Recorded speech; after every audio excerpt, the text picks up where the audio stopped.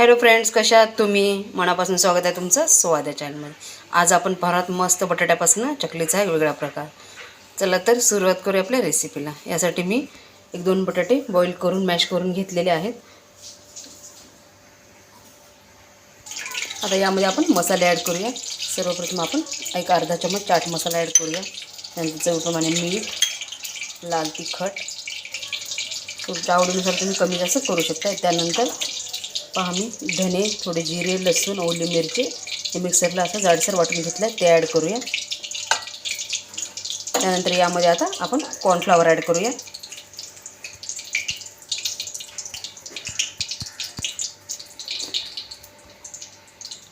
Cornflower add करूया.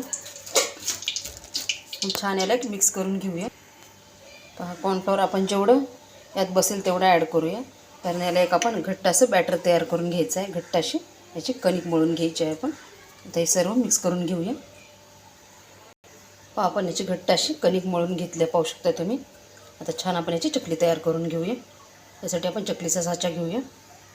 पहा आपण सर्व बॅटर छान असं चकलीच्या साच्यामध्ये ॲड केलेलं आहे. आता हे लावून घेऊन छान अशा चकल्या पाडून घेऊया. पहा आपण गॅसवर कढई ठेवली आहे, तेल ॲड केलं आहे. तेल पण छान गरम झालं आहे. आता यामध्ये आपण डायरेक्ट चकली सोडून घेऊया. पाहिजे तुम्ही तशा आकाराच्या बनवू शकता. गोल पाहिजे गोल, छोटे छोटे तुकड्यात पाहिजे तसे. आपण असे राऊंडमध्ये सोडून घेऊया. हा कमी गॅसवर व्यवस्थित फ्राय करायच्या म्हणजे अगदी कुरकुरीत होतात हे चकल्या.